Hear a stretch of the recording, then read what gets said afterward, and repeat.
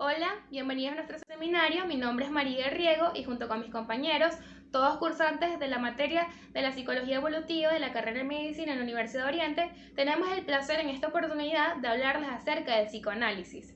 Antes vamos a citar una frase de Sigmund Freud que dice lo siguiente: si entendiéramos las razones del comportamiento de las personas, todo tendría sentido. Y ahora sí, comenzando con la temática del seminario, es importante conocer una serie de términos, lo cual nos permitirá aprovechar y entender mejor este seminario. Entonces, ¿qué es la psique? La psique es una palabra de origen griego que se basa en las capacidades humanas de un individuo y que abarca procesos conscientes e inconscientes. Psico es un prefijo griego que se refiere a alma o actividad mental. Análisis, que es el examen detallado de una cosa, de sus características o cualidades, los cuales nos permite extraer conclusiones que pueden abarcar o no todas las partes que la constituyen. Consciente, que es la persona que actúa y piensa con conocimiento de lo que dice. Y por último, inconsciente, que fue definido por Sigmund Freud como un círculo bastante amplio, dentro del cual hay un círculo más pequeño que vendría siendo el consciente, donde todo consciente tiene su paso preliminar por el inconsciente, y este se puede paralizar y aún así reclamar el propio valor de la adquisición psíquica. De una manera menos compleja, lo podemos definir como un adjetivo que se encarga de describir el estado o disposición mental de un sujeto y de su comportamiento inadvertido, es decir, que no se da cuenta. Entonces, conociendo todos estos términos, podemos definir el psicoanálisis como el estudio o tratamiento terapéutico de un trastorno psicológico, de la estructura y funcionamiento de la psique a partir de un proceso inconsciente, y que se encuentra basado bajo 4 principios, los cuales son inconsciente, supresión, conflicto y pulsión. Este estudio fue desarrollado por Sigmund Freud, quien definía la acción de la mente como una acción de fuerzas opuestas entre sí, donde la mente va a eliminar todas esas experiencias incómodas, tristes y traumáticas y va a utilizar el inconsciente como una dimensión en sí. Entonces, cuando nos preguntamos cuál es el objetivo de este psicoanálisis, vendría siendo estudiar todos esos trastornos psicológicos que afectan a la persona, hacen modificar su comportamiento y personalidad de manera inconsciente, así como también conocer la niñez de ese sujeto, sus sueños y además todos los conflictos por lo que ha pasado alrededor de su vida. Entonces, ese proceso de tratar de conocer a la persona se le denomina la asociación libre, lo cual es bastante importante para que el especialista pueda entender al sujeto. Y cuando nos referimos al especialista en este caso, nos referimos a una persona denominada psicoanalista, que es aquella que tiene estudios de medicina y que se encuentra especializada en psiquiatría. Entonces, en este proceso de asociación libre, la persona va a decir todo lo que se le pasa por la cabeza, y a pesar de que parezca no tener sentido ni lógica, es bastante importante porque es así como el psicoanalista va a unir dos puntos claves que vendría siendo síntomas y comportamiento. Entonces, una vez que el sujeto se empieza a abrir de manera libre al especialista, este puede haber dos tipos de transferencia, una transferencia positiva y una transferencia negativa. Refiriéndonos como referencia positiva a transferencias de amor, de cariño, transferencias de sentimientos muy bonitos, y transferencia negativa a de odio, desprecio, etc. Entonces, una vez que se tiene la transferencia y se tienen los dos puntos claves, es el momento en el cual el especialista va a adquirir una actitud neutra, y lo que va a hacer es guiar al sujeto a que identifique el proceso, lo sane. Mi nombre es María Rivera y les voy a hablar sobre la reseña histórica de Sigmund Freud, mejor conocido como el padre del psicoanálisis. Sigmund Freud nació el 6 de mayo de 1856 en Freiberg, la antigua Moravia, lo que hoy se conoce como Pribor, Checoslovaquia. Su padre fue un comerciante de lanas que estuvo casado con la madre de Freud, la cual fue su segundo matrimonio, y era una mujer muchos años menor que él. De hecho, del primer matrimonio tuvo 2 hijos y el primero tenía exactamente la misma edad. Esta situación familiar, Freud confesó años después que le causó gran impresión durante su infancia. La familia, por una situación económica apretada, se vio obligada a mudarse a Viena, Austria, en donde Freud viviría la mayor parte del resto de su vida. Terminó sus estudios con buenas calificaciones y decidió estudiar medicina por su interés de conocer la condición humana. En sus años de estudiante se interesó por la investigación y se focalizó en estudiar estructuras nerviosas en animales y la anatomía del cerebro humano. Terminó sus estudios de medicina en 1881 y en 1882 conoció a su futura esposa, Martha Bernays. Por esto tuvo deseos de establecerse y casarse, por lo cual dejó su carrera de investigación y se dedicó completamente a ser médico. Trabajó en el Hospital General de Viena como residente en varios departamentos. enfocándose más que todo en las neuropatologías. Por una beca de estudios, estuvo 4 meses en París, donde estudió la histeria, la hipnosis y sus efectos en el tratamiento de la misma. En 1886 finalmente se casó con Martha Bernays y tuvieron 6 hijos, 3 niños y 3 niñas. Durante sus años como investigador, conoció al que sería su amigo de muchos años, Joseph Breuer. En 1886, Freud le insistió que le comentara sobre un caso de una paciente suya de histeria. Este fue el caso de Anna O. De la conversación sobre este caso, se vio la colaboración entre ambos en un libro sobre la histeria. Lamentablemente, este libro fue lo que llevó a su fin su amistad. Durante la gestación de este libro, Freud desarrolló sus primeras ideas sobre el psicoanálisis. En 1896, Freud empezó a emplear el término y en 1913 publicó su libro Introducción al psicoanálisis. En 1923, Freud fue diagnosticado con cáncer de mandíbula y se sometió a varias intervenciones, de las cuales después estuvo enfermo hasta el día de su muerte, el 23 de septiembre de 1939. Sin embargo, esto no significó el fin de su carrera, ya que sus más grandes aportes datan de esta época. Sus últimos años de vida los tuvo que vivir en exilio en Londres debido a la adición de Austria al proyecto pangermanista de la Gran Alemania. Un cordial saludo, soy Judy Albarrán y les hablaré acerca de la libido como concepto fundamental para entender el psicoanálisis y, posteriormente, acerca de los componentes que constituyen la mente humana. Libido deriva del latín para el deseo y la lujuria. Es considerada una parte fundamental de la teoría psicoanalítica. Sigmund Freud la describió como una energía creada por los instintos sexuales y de supervivencia, constituyendo una de las fuerzas motivadoras más importantes del comportamiento humano y la personalidad. Sin embargo, actualmente se le ha dado una connotación únicamente sexual, puesto que originalmente el mismo Freud fue quien asoció la libido con el deseo sexual. En una primera instancia la definió como una fuerza cuantitativamente variable que permite medir todos aquellos procesos y transformaciones que toman lugar en el campo de la excitación sexual. Sin embargo, en sus trabajos posteriores, la libido representaba más un instinto de vida general, refiriéndose a aquellos relacionados con la autoconservación y la supervivencia, que incluyen tanto al sexo como otros instintos que motivan al ser humano. Cabe destacar que la libido pertenece al ello, y la forma en la que se expresa depende de la etapa de desarrollo en la que se encuentra la persona, a mencionar la fase oral, anal, fálica, de latencia y genital. Por otra parte, Freud creía que la cantidad de libido de un individuo es ilimitada, de modo que diferentes procesos mentales compiten por la energía que se encuentra disponible. Por ejemplo, el reprimir un recuerdo para encerrarlo en el inconsciente requiere una cantidad exorbitante de energía psíquica. En consecuencia, altera la capacidad de la mente para funcionar adecuadamente. Ahora, una vez comprendido el concepto de libido y habiendo mencionado el inconsciente, se procederá a hablar acerca de los componentes de la mente. Freud dividió la mente humana en 3 niveles o componentes, a mencionar consciente, preconsciente e inconsciente. El nivel consciente es el más accesible del aparato psíquico e incluye aquellas cosas de las que somos conscientes, incluido lo que sabemos de nosotros mismos y del entorno que nos rodea. Se usa este nivel al recibir información a través de los sentidos, olfato, gusto, motricidad, entre otros, con su posterior análisis y toma de decisiones. Por ejemplo, ahorita usted está usando la mente consciente al escuchar y analizar lo que le estoy diciendo.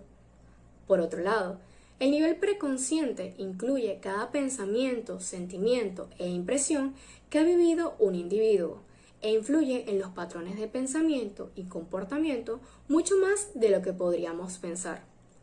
Cabe destacar que este nivel contiene información que está debajo de la superficie de la conciencia, pero que puede hacerse presente en el mismo momento que se requiera.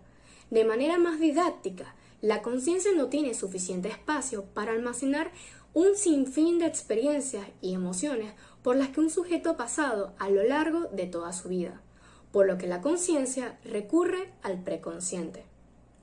Por último, el más profundo y menos accesible de la conciencia es el nivel inconsciente, donde se encuentran todos los sentimientos, experiencias, pensamientos y deseos que son desagradables o implican un conflicto para el individuo, razón por la cual se hallan abismalmente reprimidos como mecanismo de defensa. Por ejemplo, sufrir abuso sexual, una infancia traumática o tener deseos sexuales que se consideren inaceptables por la sociedad. No obstante, aunque se encuentren fuera de la conciencia y no sean fácilmente accesibles, influyen en gran medida en el comportamiento y se manifiestan en forma de síntomas, sueños e incluso enfermedades. Vale la pena mencionar que Sigmund Freud comparó estos tres componentes de la conciencia con un iceberg, es decir, la punta del iceberg, la cual se ve a simple vista por encima del agua, representa la mente consciente. Por otro lado, la porción del iceberg que se halla sumergida debajo de la misma, pero aún es fácilmente visible, corresponde al preconsciente. Por último, la parte más grande e influyente del iceberg que permanece oculta en el agua, representa el inconsciente. De esta manera, cada uno de nosotros elegirá una pequeña porción de nosotros mismos para ser exhibida ante los demás, dejando la mayor parte profundamente sumergida, de manera que ni nosotros somos conscientes de ella. Mi nombre es Adrián Piñero y les estaré comentando un poco acerca de los componentes de la personalidad, en específico la teoría del ello, yo y el superyo. Debemos empezar conociendo esta teoría. Fue desarrollada por Sigmund Freud, un médico austríaco muy famoso, mundialmente reconocido como el padre del psicoanálisis. Él describe que la personalidad del ser humano está compuesta por tres instancias. Dichas instancias se correlacionan entre sí y forman parte de la psique humana. Para entender un poco qué es la psique humana, se define como el conjunto de procesos que se llevan a cabo en la cabeza del hombre y que, prácticamente definen su forma de pensar y de actuar. Él también explicó que estas tres instancias se encontraban en un conflicto y que el intento de solventar ese conflicto por parte de la persona sería lo que definiría su personalidad. Entonces estas tres instancias básicamente son las que les mencioné en el título y estas son el ello, el yo y el superyo. En las siguientes diapositivas estaremos hablando un poco más acerca de ellas. Entonces, comenzando por el ello, se define como la instancia más primitiva de la psique humana. En esta la persona busca satisfacer sus necesidades más instintivas, como vendría siendo la agresividad, la supervivencia, la reproducción, y con esto de agresividad me refiero al hambre de poder, con la supervivencia a las necesidades fisiológicas, como vendría siendo el hambre, y a la reproducción con el sexo, porque Sigmund Freud fue muy asociado a la relación del psicoanálisis con la parte sexual, a lo psicosexual. Entonces él siempre tenía muy presente esta característica dentro de todas sus teorías. Según Freud, el ello específicamente prevalece en los primeros 2 años de la persona, que es cuando el niño aún no ha tenido contacto con la sociedad. Un ejemplo de esto puede ser un recién nacido que esté llorando porque tiene hambre y hasta que no le den comida no dejará de llorar. Esto nos lleva a la segunda característica, que es la de que busca satisfacer las necesidades de forma inmediata, busca el placer inmediato y no piensa en las repercusiones que esto puede traer a la larga. Por último, él estaba remarcando que las personas intentan esconder esta instancia, este tipo de pensamiento para poder encajar en la sociedad, porque la mayoría de las veces no está bien visto una persona impulsiva, una persona que no piensa en los demás y que actúe por sí misma. Entonces él estaba explicando esto, que para poder encajar un poco mejor, las personas buscaban esconder este tipo de pensamiento. Pasando a la siguiente diapositiva, entonces estaremos explicando el superyo, que se define como la instancia de la psique que se encarga de velar por el cumplimiento de las normas que están moralmente aceptadas por la sociedad. En otras palabras, busca lo ideal, busca lo utópico, busca el perfeccionismo. Esta va a aparecer como consecuencia de la interacción de la persona con la sociedad, aproximadamente a los 4 o 5 años, que es cuando el niño o niña comienzan a relacionarse, comienzan a ir al kinder, a ser amigos y comienzan a conocer qué es lo que está bien y qué es lo que está mal, las formas de comportarse. Entonces el superyo básicamente está impulsando a la persona constantemente a dar lo mejor de sí para poder ser bien visto por la sociedad. busca la perfección, como lo acabamos de relatar, y se opone totalmente al ello por esta misma característica, ya que el ello no se está interesando por lo que digan los demás. En cambio, el superyo sí lo hace. A su vez, lucha en contra del yo. Ya explicaremos un poco mejor esta última cualidad de por qué lucha en contra del yo. Entonces, primero comenzaremos explicando el yo, que es la última de estas tres instancias y quizás es un poco la más importante, debido a que esta es la instancia que se va a desarrollar durante la niñez de la persona, y a diferencia de las otras dos, esta está basada en la realidad de la misma. ¿Qué quiere decir esto? Que toma en cuenta el entorno del individuo. Ella va a actuar de intermediario entre los pensamientos impulsivos que tiene el ello y entre los pensamientos perfeccionistas que tiene el superyo, siempre velando por la integridad de la persona. Entonces se puede decir que es un punto medio entre estas dos. Piensa en las consecuencias de las acciones. A diferencia del ello, ella no busca el placer inmediato, sino que más bien es a largo plazo. Entonces, conociendo ya estas tres instancias, podemos pasar a la última diapositiva explicando qué pasaría si predomina alguna de estas dos, como lo son el ello y el superyo.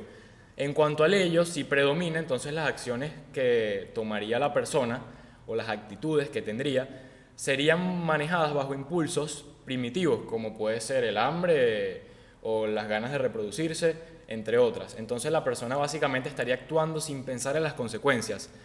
Podría llevarlo a la cárcel o a la muerte, porque imaginen que una persona tenga un impulso sexual de la nada y no se pueda controlar, entonces termina realizando una violación. El ello es lo que está detrás de este pensamiento, podría terminar en la cárcel.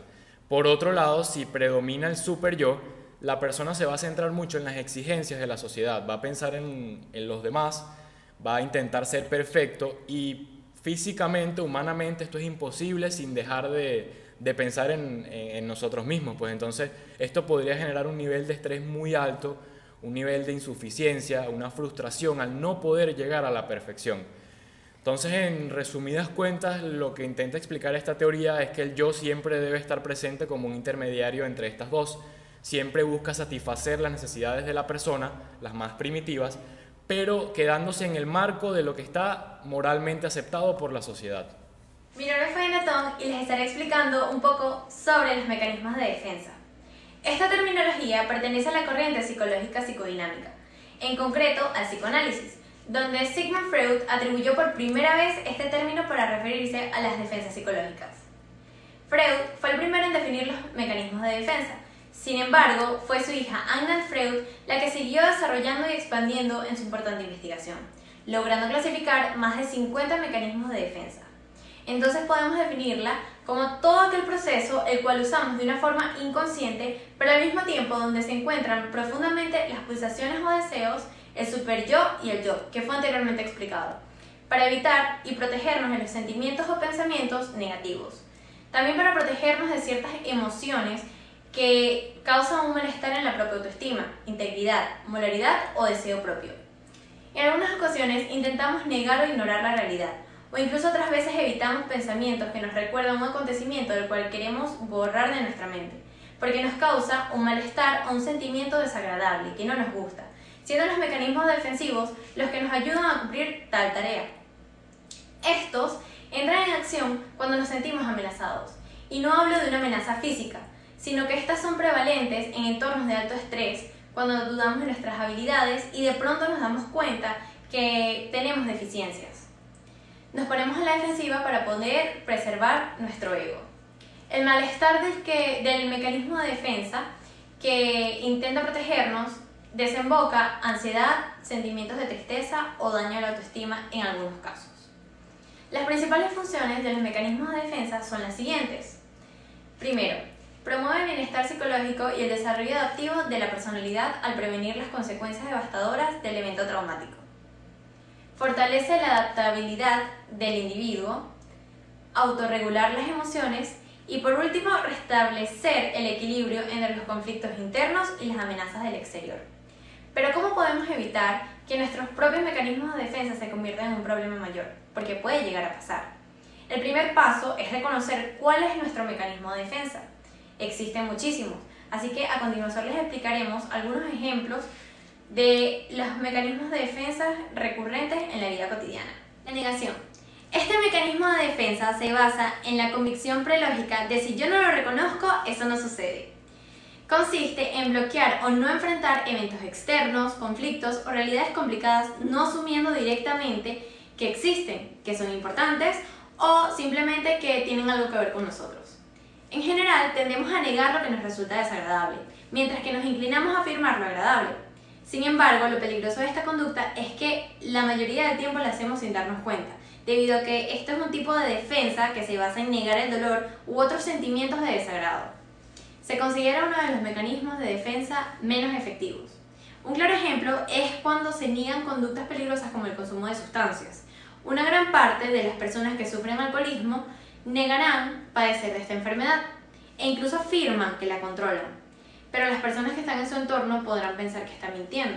En realidad, no, ya que es su propia verdad y se reafirma en ella desde la intención no consciente de proteger su autoestima y no conectarla con el dolor. La negación también tiene una clasificación muy particular que es en forma de encubrimiento, donde Freud asegura que la negación es un sustituto de la represión en un nivel mucho más alto. Plantea que el sujeto se vale de diversos mecanismos psíquicos para ocultar un deseo, como ocurre con los actos fallidos. Por ejemplo, cuando el sujeto dice lo que no quiere decir y en esas fracturas de su discurso aflora el deseo inconsciente, donde cierta persona promete prestarle un libro a un amigo, sin embargo cada vez que va a llevárselo se le olvida en su casa, de lo cual infiere que sería desagradable para él reconocer una tendencia egoísta, de modo que el olvido opera como un tipo de negación.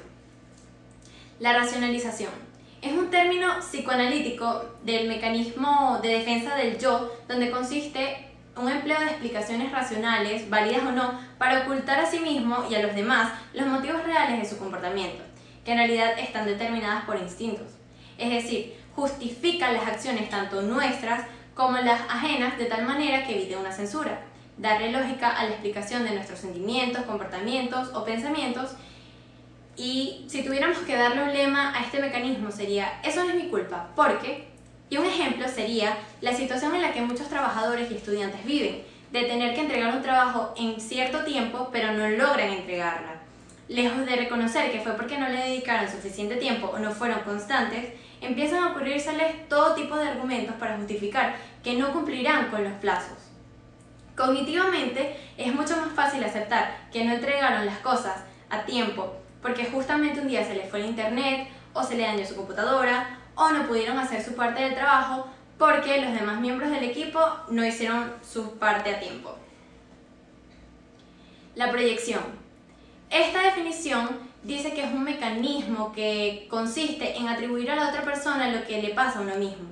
Normalmente es que es de forma inconsciente.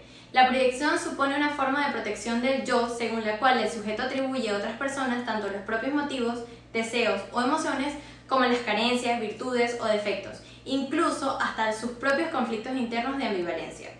Un ejemplo muy claro sería cuando muchas personas utilizan la proyección y consideran que todos los demás tienen defectos, pero ellos no.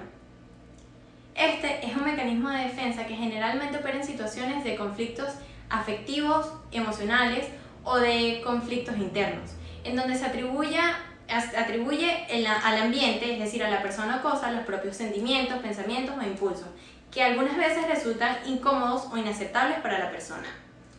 La proyección puede funcionar como resistencia a enfrentarse al contacto con la propia identidad, atribuyendo así a los otros las emociones que nos pasan a nosotros mismos. Se puede distinguir dos tipos de proyecciones. Está la positiva y la negativa.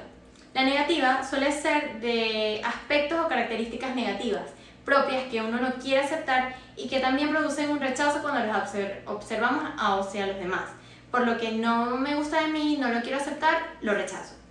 Algunas proyecciones frecuentes de este tipo son los celos o prejuicios de clase, de género, físicos, intelectuales, etc. En la obra freudiana encontramos como ejemplo los celos, que son proyectivos del deseo de ser infiel, atribuyéndole la infidelidad a otro. Y las positivas tenemos las características que nos gustan de los demás porque pensamos que no las tenemos nosotros mismos. Mi nombre es Leonardo Araya y profundizando en el desarrollo de los mecanismos de defensa, voy a hablar acerca de la formación reactiva, un mecanismo psicológico específico que tiene el fin de luchar contra la represión penosa de un deseo. Fue explicado por Freud durante sus primeras descripciones de la neurosis obsesiva, sosteniendo que esta representación se sustituye por un síntoma primario de defensa, también denominado contrasíntoma. Se manifiesta como un comportamiento, actitud o hábito que marcha en la dirección opuesta a la del deseo reprimido, defendiéndose ante la pulsión perturbadora, es decir, el sujeto construye una reacción contra la expresión de su propio deseo con el objetivo de protegerse de él. Algunos rasgos bastante marcados de la personalidad se construyen a través de este tipo de formaciones inconscientes. Así, por ejemplo, la pulcritud, la escrupulosidad y el pudor pueden ser formaciones reactivas que se hallan en evidente relación con la sexualidad infantil. Un periodo que el psicoanálisis de Freud ha caracterizado como exento de barreras, puesto que aún no se han instaurado los diques pulsionales de la vergüenza, el asco y la moralidad. La identificación. Este mecanismo de defensa permite al yo la obtención de satisfacción al identificarse con un objeto, persona, grupo o institución que reúne características valoradas positivamente por el sujeto.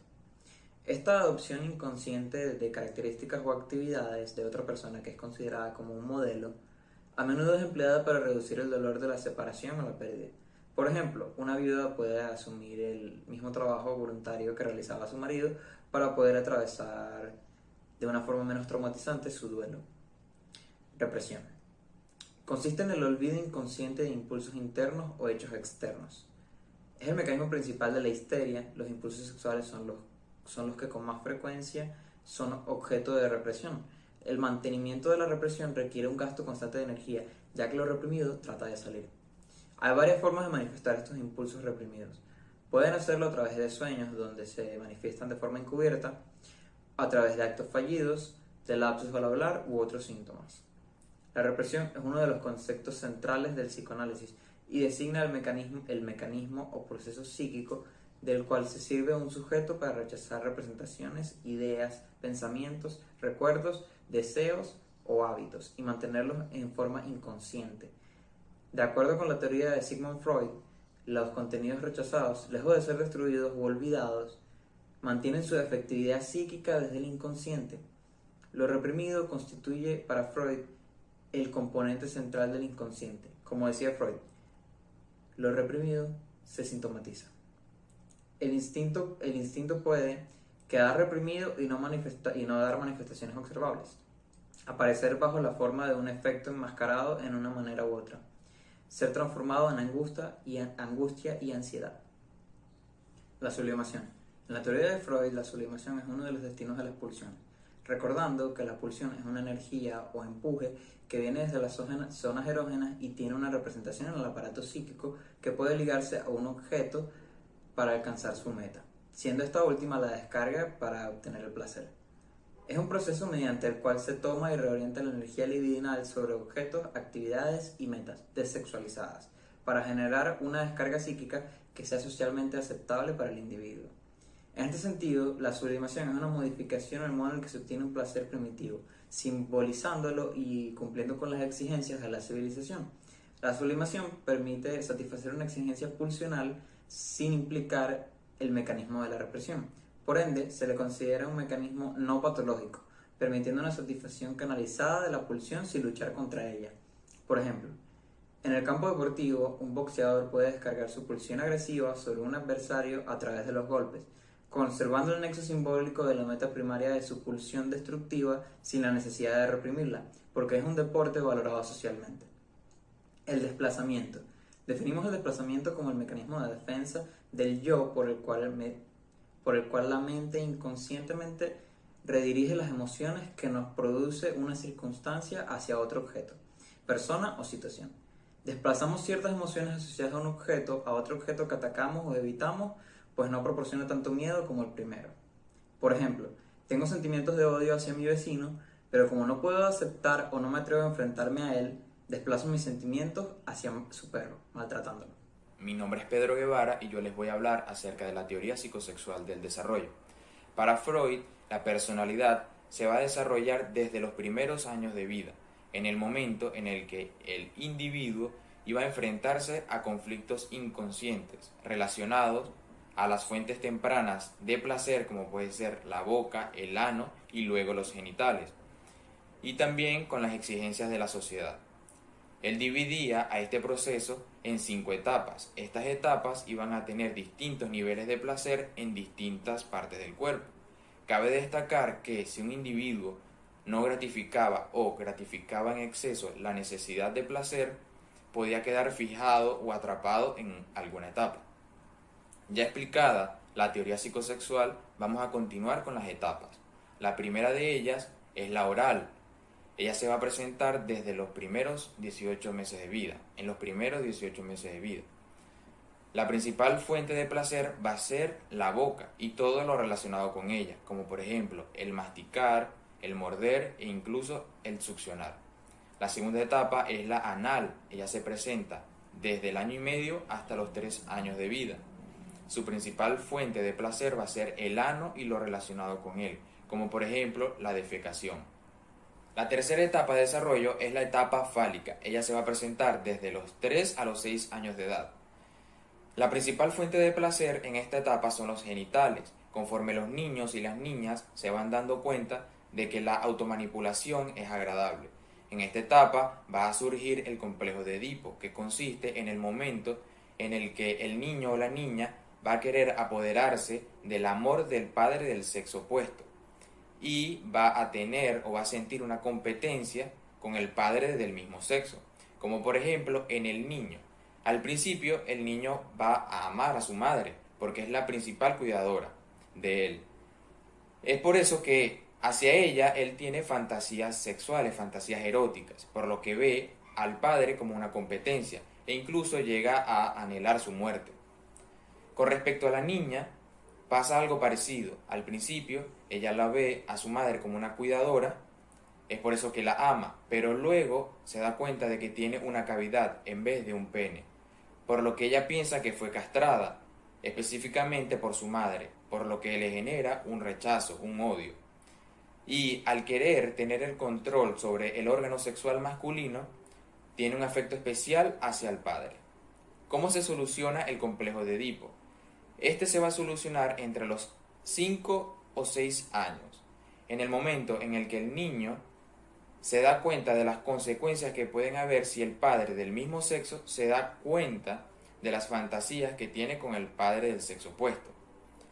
Entonces él decide identificarse con el padre del mismo sexo y empieza a actuar como él, lo empieza a imitar. Pero ¿qué sucede si este complejo de Edipo no se soluciona? Puede suceder que al no desvincularse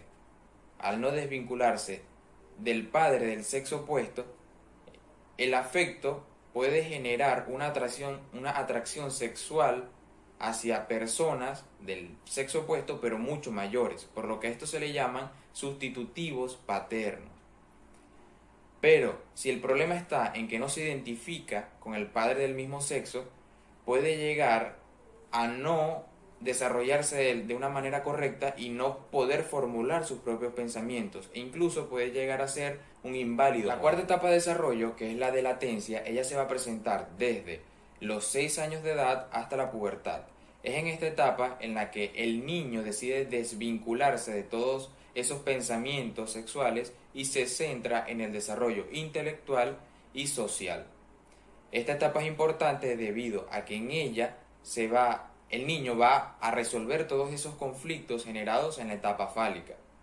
La quinta etapa, que es la genital, ella se va a presentar desde la pubertad en adelante. La principal fuente de placer se va a buscar en otras personas externas a la familia. Es por eso que se dice que existe una reactivación sexual.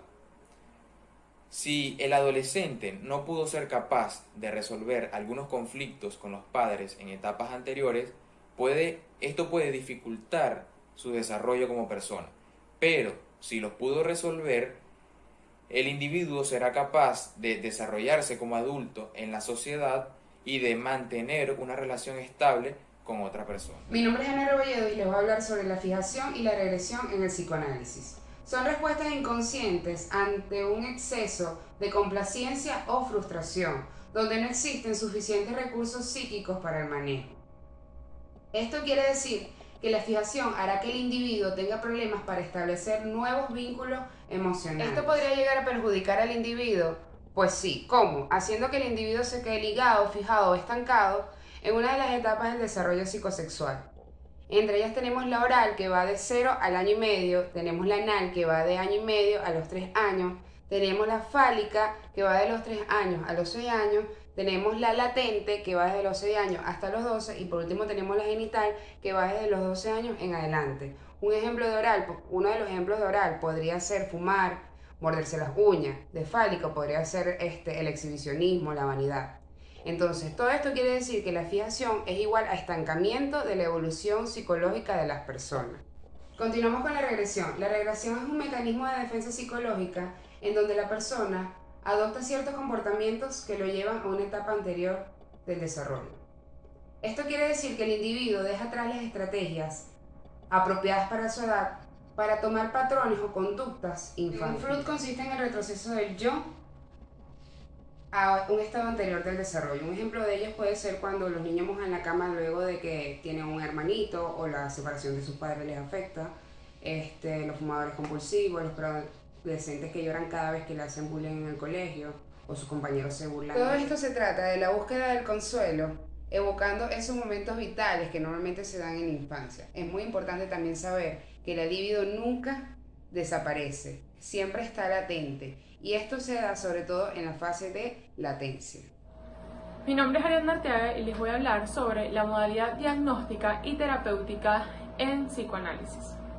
El psicoanálisis está basado en el diagnóstico psicodinámico, es decir, busca comprender quién es el sujeto, cuáles son sus fantasías y deseos, sus motivaciones e intenciones, cuál es el significado de su vida emocional y cómo construye representaciones psíquicas de sus experiencias de vida. También cómo es su carácter, sus rasgos sobresalientes, cómo siente, piensa y actúa, así como quién es para sí mismo y para sus objetos. En suma, cuál es la realidad psíquica y la verdad del inconsciente. En psicoanálisis, el diagnóstico es provisional, variable y descriptivo más que explicativo. Es una hipótesis inicial que se confirma o refuta con el tiempo. Es una incertidumbre que se vuelve una certeza, si acaso, hacia el final de la cura. Freud, el padre del psicoanálisis, plantea que en iniciación del análisis preferiblemente se deja hablar al enfermo y el analista no deberá proporcionarle más explicaciones que las debidamente necesarias para la continuación de su relato. Existen distintos métodos de trabajo en psicoanálisis. El principal método de terapia es la escucha psicoanalítica, la cual se ocupa más que todo del contenido latente, lo que está en el inconsciente, es decir, aquello que genera el síntoma, y no tanto en lo manifiesto, que serían los ruidos y la queja. El analista los escucha, pero no se detiene en ellos. Otro método es la asociación libre, en la que se persuade al sujeto para que diga todo lo que se le venga a la mente. El analista interpreta sus pensamientos y sentimientos, mientras que el paciente es capaz de expresar verbalmente ideas o sentimientos con significado emocional para él, entendiendo y sintiendo alivio emocional. También tenemos la hipnosis, que se utiliza únicamente para pacientes con histeria, la interpretación de los sueños y las técnicas proyectivas. Estas, de acuerdo a Laplanche y Pontalis, consisten en una operación en la que el sujeto expulsa de sí y localiza en otra persona o cosa sentimientos, cualidades o deseos que desconoce o rechaza en sí mismo. Entre ellos encontramos el test de dibujo libre, test de familia, de Madeleine Thompson, hora de juego diagnóstica, el TAT o test de apercepción temática, test de la figura humana, entre otros. Tomando en cuenta al paciente si es adulto o niño, y este último siempre considerando su etapa evolutiva, el terapeuta o analista seleccionará la técnica más adecuada de acuerdo al caso. Cabe destacar que para que haya una buena demanda terapéutica hay algunas condiciones, entre ellas que haya conciencia del sufrimiento, que el paciente sitúe su problemática en el terreno psicológico y tenga deseos de cambiar, que se sienta en alguna medida sujeto activo de su situación, no delegando culpas ni responsabilidades en los otros o en el exterior, También que acuda a la consulta voluntariamente, así presente dudas, resistencias o ambivalencias, y que tenga suficiente capacidad intelectual. Culmino con una frase de Freud con respecto al modelo terapéutico en psicoanálisis que expresa que para que la cura tenga lugar es preciso que el paciente cobre el coraje de ocupar su atención en los fenómenos de la enfermedad, dejando de lado la política de avestruz. Soy Ángel Rodríguez y les voy a hablar acerca de la teoría del psicoanálisis, cuyo precursor fue Erik Erikson. Erik Erikson nace en Alemania el 15 de junio de 1902. Cuando era joven estudió arte, terminando como profesor en una escuela de Viena, donde atendía a los hijos de los pacientes de Freud, hecho que le hizo aproximarse al psicoanálisis y a los niños. Estudió psicoanálisis con Freud en el Instituto Psicoanalítico de Viena, hasta llegando a ser psicoanalista infantil. En 1933 emigró a los Estados Unidos, donde continuó sus estudios y presentó la teoría del desarrollo psicosocial, el cual abarcaba el ciclo vital completo de la persona, reconstruyendo así las ideas de Freud a partir de la antropología cultural. También formó parte de la Clínica Psicológica de Harvard y otros institutos. Murió el 12 de mayo de 1994, a sus 92 años de edad. Su principal trabajo era extender los estudios del contexto del psicoanálisis del desarrollo psicosexual hacia el contexto del desarrollo psicosocial, del ciclo de vida completo de una persona o de la persona, atribuyendo para cada etapa una crisis dialéctica con cualidades sintónicas y distónicas de acuerdo al desarrollo psicosocial de la persona. La formulación de la teoría. Erikson reinterpretó las fases psicosexuales elaboradas por Freud y enfatizó los aspectos sociales de cada una de ellas en 4 aspectos principales. El primer aspecto es que incrementó el entendimiento del yo como una fuerza intensa, vital y positiva. El segundo aspecto es que explicó de manera profunda las etapas del desarrollo psicosexual de Freud, incorporando la dimensión social y el desarrollo psicosocial. El tercer aspecto es que extendió el concepto del desarrollo de personalidad para el ciclo completo de vida, es decir, de la infancia a la vejez. Y el último aspecto y cuarto es que exploró el impacto de la sociedad, la cultura y la historia en el desarrollo de la personalidad. Basada en la experiencia humana y en los estudios antropológicos, Erikson afirma que la existencia de todo ser humano depende de los procesos de organización antropológicas en todo momento. Estos procesos complementarios son el proceso biológico, el soma, el proceso psíquico, la psique y el proceso ético-social, el ethos. En cualquier abordaje clínico, formativo o educacional, estos procesos están integrados uno con otro, facilitando que por diferentes métodos puedan ser estudiados como tensión psíquica, social o somática. El principio epigenético es otro concepto que debemos conocer para esta teoría, el cual afirma que, y leo textualmente, todo ser vivo tiene un plano básico de desarrollo, y es a partir de este plano que se agregan las partes, teniendo cada una de ellas su propio tiempo de ascensión, maduración y ejercicio, hasta que todas hayan surgido para formar un todo en funcionamiento. Este principio, según el autor, funciona con los procesos antes mencionados, el biológico, el social y el ético-social. Es decir, funcionan en conjunto y van creciendo uno con otro. Otro concepto importante a resaltar es el de la etapa psicosocial. La perspectiva de Erikson fue organizar una visión del desarrollo del ciclo completo de la vida de la persona humana y organizarlo en 8 etapas.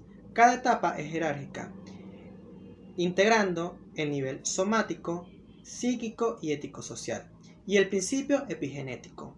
Las etapas son jerárquicas, es decir, que integran las cualidades y limitaciones de las etapas anteriores, siendo estas procesales y en continuo desarrollo. Otro concepto en tomar a consideración es el de las crisis. Las crisis, según Erikson, es el paso de una etapa a otra.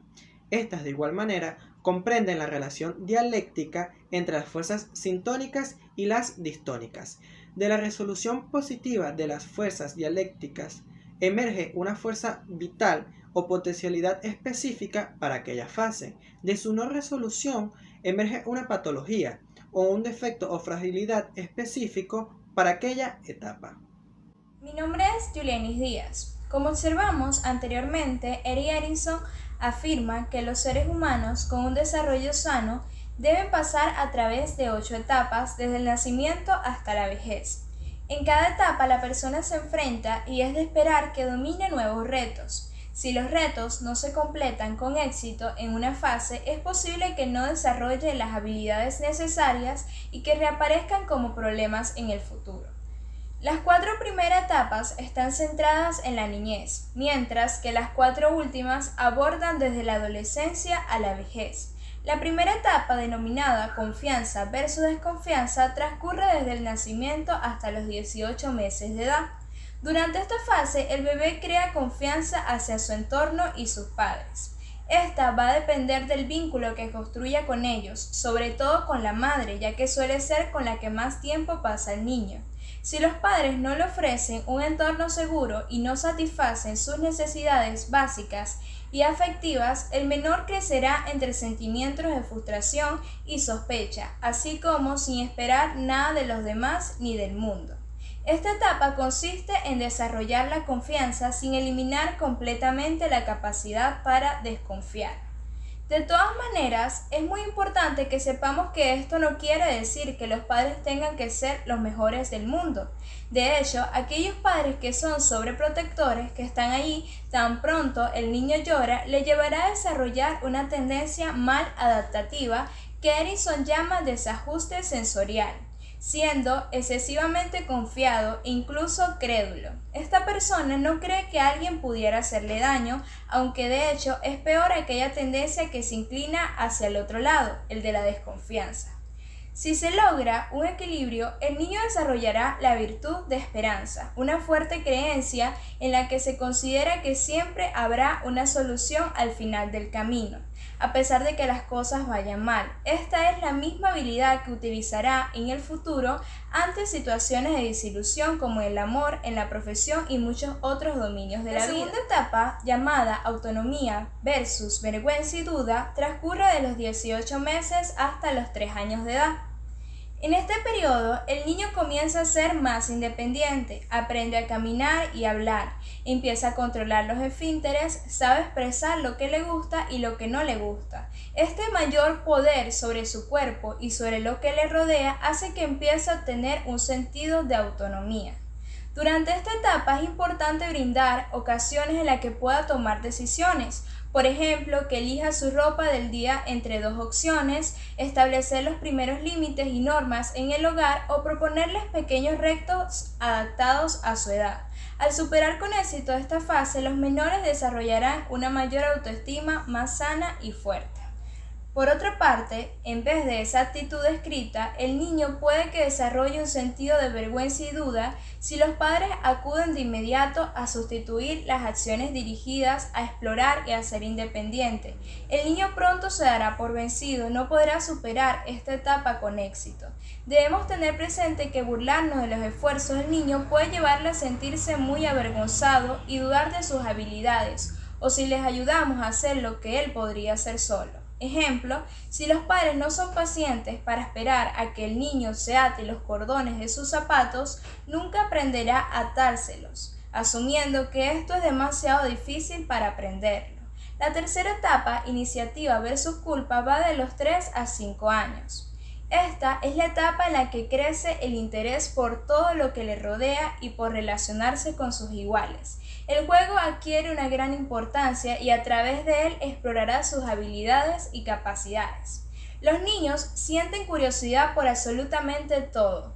Todo lo tocan, lo miran y lo tratan como un juguete. Así que aquí aparecen las típicas roturas de jarrones pintadas en la pared y además ingeniosidades que muchas veces cuesta creer que pueden aparecer en mentes tan jóvenes. La culpa es buena, en el sentido de que sirve para reconocer que algo se ha hecho mal, Sin embargo, este sentimiento en exceso es uno de los mayores nutrientes del miedo.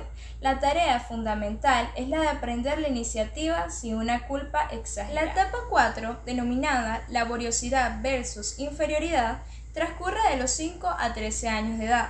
En este periodo aparecen las comparaciones con los demás, el querer hacer infinidad de actividades y planes. Los niños ya son capaces de reconocer sus habilidades y quieren ponerlas a prueba continuamente.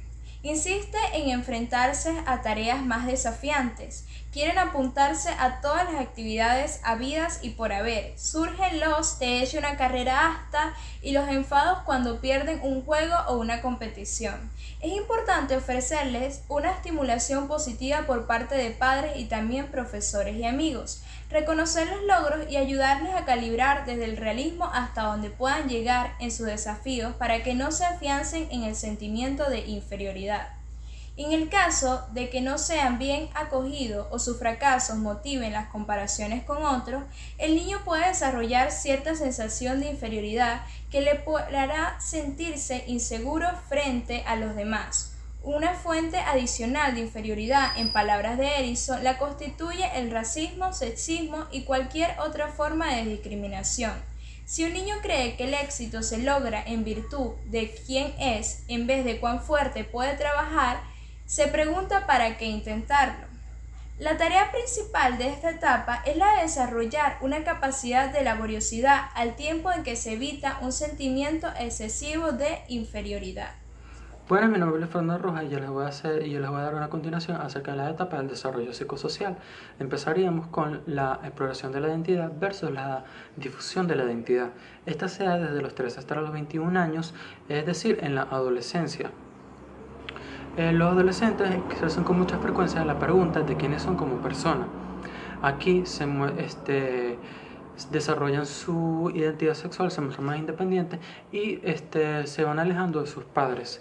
También se intenta encontrar su propósito en la sociedad. Basan su identidad según las experiencias vividas y en muchas ocasiones hay confusión debido a la constante incógnita de quiénes son como personas. Por lo tanto, puede haber una distorsión de la identidad. En esta etapa también los adolescentes deben empezar a diferenciar cuáles actividades son las adecuadas para su edad y cuáles son consideradas infantiles. También tienen que tener un compromiso de lo que esperan de ellos mismos y lo que su entorno espera de ellos. Según Erickson, la completación exitosa de esta etapa va a significar una edificación saludable y exitosa en la vida adulta. Intimidad versus aislamiento. Esta se da entre los 21 y los 39 años. Aquí los adolescentes pasan a transformarse a adultos jóvenes. La confusión de identidad y rol ya se está desvaneciendo, pero se mantiene la necesidad de complacer los deseos del entorno para así entonces encajar. La persona empieza a trazar líneas o límites acerca de lo mucho que puede dar en una situación o lo mucho que le puede dar a una persona. Cuando se desarrolla, cuando se solidifica la identidad, en este momento la persona puede tener compromisos a largo plazo con otras personas, es decir, relaciones íntimas y recíprocas, donde los compromisos y los sacrificios sean de ambas personas. Al contrario, si la persona no consigue una relación íntima, va a surgir un sentimiento de aislamiento que va a generar pensamientos oscuros o negativos que pueden llegar a producir una depresión. El aislamiento también provoca sentimientos de inferioridad, ya que la persona piensa que hay algo malo con ellas o o que no va a poder ser aceptada por alguna persona. La actividad versus estancamiento. Esta ocurre de los 40 a los 65 años. En la adultez estamos construyendo nuestra vida, estamos enfocados en nuestro trabajo y en nuestra familia. La generatividad consiste en que la persona no dé atribuciones o apoye solamente a sus seres queridos directos, sino también a otras personas. El adulto que antes tenía una visión limitada solamente a ellos mismos y a su familia, tendrá al comienzo de la mediana edad una vista más amplia que va dirigida a la sociedad y a su legado, es decir, que esa persona puede contribuir a la sociedad, qué cosas puede aportar para que sea mejor. El estancamiento viene dado muchas veces por la pregunta de ¿qué estoy haciendo aquí si no sirvo para nada? Entonces la persona se va a sentir estancada, se va a sentir bloqueada y no podrá canalizar sus habilidades a las personas a los seres queridos y a su entorno. Integridad del ego versus desesperación. Esta es la última etapa de las etapas propuestas por Erikson y se da de los 65 años en adelante. Podemos asumir que el envejecimiento es una acumulación de pérdidas que necesitan compensación. Aquí la persona piensa que el tiempo dejado atrás es más que el que se tiene por delante. Esta mirada al pasado puede dar un sentimiento de nostalgia o desesperación, o lo contrario, la persona puede pensar de que las huellas que ha dejado a lo largo de su vida, lo compartido, lo vivido, ha valido la pena. A lo largo de las etapas hemos podido ver cómo el humano se adapta y se enfrenta a las diferentes situaciones, ya sea por demandas propias del desarrollo evolutivo o por las experiencias que vive. A lo largo de la vida, nosotros vivimos rupturas, logros, tenemos dificultades, pero la manera en la que enfrentamos cada una de estas situaciones es diferente en cada etapa, ya que en cada una de las etapas tenemos las herramientas o tenemos una mentalidad que no tenemos en la etapa siguiente. Estas experiencias vividas nos pueden ayudar a cambiar de objetivo, a cambiar de necesidades, entre otros. Los cambios repentinos nos causan miedo, y más los que no fueron elegidos.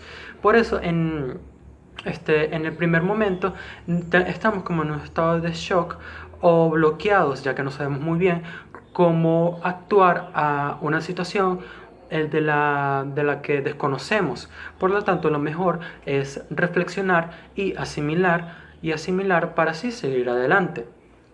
Los cambios no tenemos que pensar que es algo negativo, sino más bien una forma de aprender, una experiencia de la que vamos a obtener muchas cosas positivas, ya sea madurar, ya sea aprender cosas nuevas, entre otras. Soy Maris Ramírez y en base a lo expuesto anteriormente voy a hablar sobre las diferencias entre la teoría psicosexual de Sigmund Freud y la teoría psicosocial de Erik Erikson.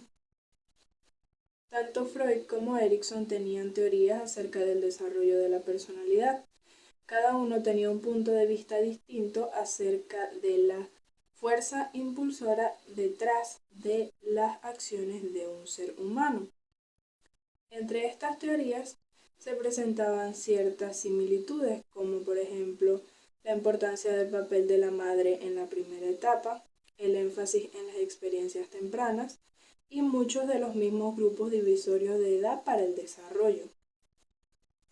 Sin embargo, podemos destacar en esta oportunidad las diferencias que existen entre ellas. Freud creía que una persona se motiva únicamente por el deseo de satisfacer sus necesidades biológicas. Erikson, por el contrario, amplió los elementos sociales, culturales y ambientales que influyen en el desarrollo de la personalidad. Freud designó un órgano específico para cada etapa del desarrollo, mientras que Erikson examinó el tema de una manera más amplia mediante la incorporación del entorno de un individuo. Erikson no creía que una persona pudiese quedar atrapada en un escenario como Freud creía. Él decía que cada etapa se basaba en la siguiente y cualquier característica adquirida en un grupo de edad continuaría en el contexto de la próxima etapa. Freud se basó en el desarrollo sexual para explicar el desarrollo evolutivo de un individuo, mientras que Erikson consideró que el desarrollo de la personalidad se producía a partir de la interacción social. La teoría de Erikson es mucho más amplia que la de Freud y se basa tanto en factores de maduración y de desarrollo como en la relevancia de diversas motivaciones psicológicas para la conducta. Sigmund Freud se centró en la libido y en el impulso de placer, mientras que Erikson remarcó la relación entre el ego y las fuerzas sociales. Erikson criticaba la forma en que Freud veía la naturaleza humana y su creencia de que las personas no son capaces de resolver sus problemas. Para él, las personas tienen la capacidad de solventar sus conflictos y necesidades en el momento en que se presentan. Freud creyó que la personalidad se formaba en los primeros años de vida, cuando el niño experimentaba conflictos entre sus necesidades biológicas innatas relacionadas con la sexualidad y las exigencias de la sociedad. Erikson, por su parte, consideraba que el primer encuentro social del niño se producía en su nacimiento, lo que iba a marcar su desarrollo social que luego iba a continuar durante toda su vida. Erikson, quien desarrolló más a fondo las etapas en la edad adulta, criticó el descuido de Freud en los años de la adultez.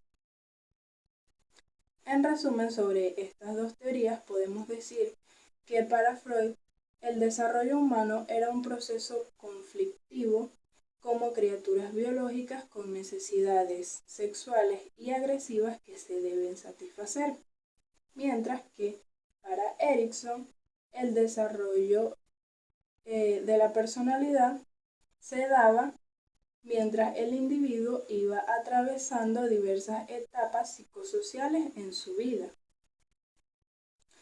En realidad, al comparar estas teorías, podemos ver que en lugar de contradecirse, las discrepancias entre ellas las complementan, por lo que podemos tener una idea clara y un conocimiento más amplio acerca de los cambios psicológicos que ocurren en nosotros durante las diversas etapas de nuestras vidas, y así poder tener una mayor capacidad de lidiar con los retos que significa cada etapa. Mi nombre es Mario Rivera y les voy a hablar de los aportes del psicoanálisis a la psicología evolutiva. Siendo la psicología evolutiva esta rama de la psicología cognitiva que estudia al individuo en sus diferentes etapas, tenemos que tomar en cuenta un gran aporte del psicoanálisis a dicha psicología. ¿Cuál es, según la teoría original de Freud? El inconsciente. El inconsciente, como ya se dijo, es esta instancia o esfera primitiva que, muy importante, va a prevalecer en el infante según el mismo Freud. Freud explicaba que esta esfera va a tener estrecha relación durante la infancia una muy importante relación con el infante en cuanto a la teoría psicosexual.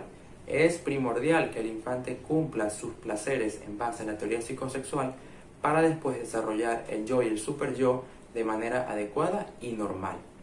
Pues entonces Freud, a pesar de que no precisamente trabajó con infantes o niños, sí era muy ferviente afirmando que era totalmente importante que esta esfera se desarrollara de manera adecuada, puesto que a partir de esta esfera innata iba a surgir las otras dos instancias, el superyo y posteriormente el yo. Entonces, además del inconsciente y la teoría psicosexual, en ese contexto también tenemos los mecanismos de defensa. Un gran aporte, puesto que a día de hoy todavía siguen explicando cómo si no se cumple o cómo si hay cierta disonancia de cumplimiento de placeres o de tareas, el individuo puede caer en susodichos mecanismos, como por ejemplo la negación. Es muy interesante cómo a día de hoy Freud, planteando esos mecanismos, se pueden adaptar a ciertas situaciones de cualquier rama de la psicología, inclusive de la psicología evolutiva. Hay que recordar que el psicoanálisis, siendo también una teoría de hace más de un siglo, también fue una escuela de la psicología. Diferentes vertientes nacieron del psicoanálisis. Una de esas vertientes es la teoría psicosocial de Erikson. Hay que recordar que Erikson fue alumno de Anna Freud, hija de Sigmund Freud, y a partir del psicoanálisis desarrolló su propia teoría, la teoría psicosocial. Hay que recordar también que Erikson plantea en esta teoría psicosocial que el individuo no ronda en su desarrollo tomando en cuenta el sexo, sino más bien las diferentes interacciones sociales y el desarrollo del individuo en la sociedad. A partir de aquí se desarrollan, o Erikson plantea, 8 crisis que van a lo largo de la vida del individuo. ¿Suena lo de las crisis? No, pero sí tiene que ver con lo que Sigmund Freud en su tiempo planteó como teoría psicosexual y 4 placeres. Lo que en ese entonces eran los placeres, para Erikson era más bien concebido como las crisis. Pues entonces ya comenzamos a ver cómo hay cierta semejanza, cierta cohesión entre lo que es lo innato del individuo, esa insistencia en que el individuo tiene una base que parte de lo más primitivo y que se va manifestando a lo largo de su desarrollo, que va a hacer que vaya creciendo y desarrollándose psicológicamente en la parte de la mente, del psique. Pues entonces nos empezamos a dar cuenta que hay cierta instancia que no percibimos, que no tenemos en la parte consciente, pero que sí es primordial en nuestro desarrollo. Erikson también lo planteaba así con las crisis.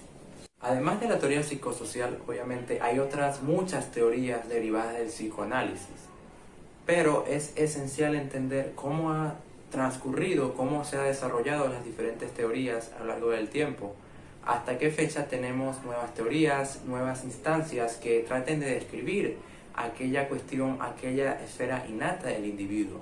Esto nos lleva a la teoría dominio-control de Migón y Liotti del 98. Migón y Liotti llaman a la teoría dominio-control como una nueva adaptación del psicoanálisis a tiempos más actuales, tomando en cuenta que el psicoanálisis obviamente tiene algunas fallas teóricas, algunas escasas informaciones. Migón y Liotti se proponen dar una nueva teoría derivada del psicoanálisis que logre reivindicarlo, pero sin perder su esencia como tal, su esencia de escuela psicológica. Pues entonces, Migón y Liotti toman y postulan la teoría de dominio y control. ¿Qué dicta esta teoría? Esta teoría es una simbiosis entre una propia producción de Migón y Liotti y la teoría de Miller de 1960. Comencemos por la teoría de Miller, que habla de que el desarrollo del individuo viene acompañado de una jerarquía de planes o necesidades innatas que tiene que ir cumpliendo. Estas necesidades van a ir moldeando la conducta, el comportamiento, el desarrollo del individuo. Y pues entonces, Migón y Liotti dan su propio aporte a la teoría, que es susodicha parte del dominio y control. Tomando en cuenta que también afirman que en el individuo hay una base innata, una base propia de él que lo lleva a determinar su conducta, su desarrollo, sus acciones. Pues entonces podemos tomar en cuenta cómo a principios del siglo XX viene el psicoanálisis y ya en el 98 tenemos una teoría más actual que no tiene que ver con lo primitivo ni con lo sexual, sino más bien con lo innato, lo propio del individuo. En conclusión, ¿a qué nos llevan estas tres teorías psicoanalíticas? Pues es muy importante tomar ciertas conclusiones. La primera es que es totalmente aceptable que en el individuo hay algo que no percibimos, algo innato, algo primitivo que nos acompaña a lo largo de nuestro desarrollo. Y además también es acertado decir que es muy importante que desde el principio, desde la infancia, se vaya cumpliendo estas bases para que haya un adecuado desarrollo del individuo. Y además también tenemos que resaltar que hay otras varias teorías derivadas del psicoanálisis, pero con estas tres creo que se entiende de manera perfecta el principal aporte que el psicoanálisis da a la psicología evolutiva. Como el mismo Freud lo dijo, el inconsciente, aquello que está ahí, que no lo percibimos en un principio, que no lo conocemos hasta que nos lo explican de cierta manera, pero que nos ayuda en todo nuestro desarrollo mental. Y además, una pregunta, ¿qué es el inconsciente? ¿Qué es lo innato a día de hoy? Es una pregunta que todavía la psicología no ha respondido de muy buena manera, porque ¿cómo podemos definir, cómo podemos cuantificar algo que en un principio ni siquiera sabemos que nos ayuda, que nos aporta algo en nuestro desarrollo? Sin embargo, no lo hace menos importante y no lo hace menos funcional.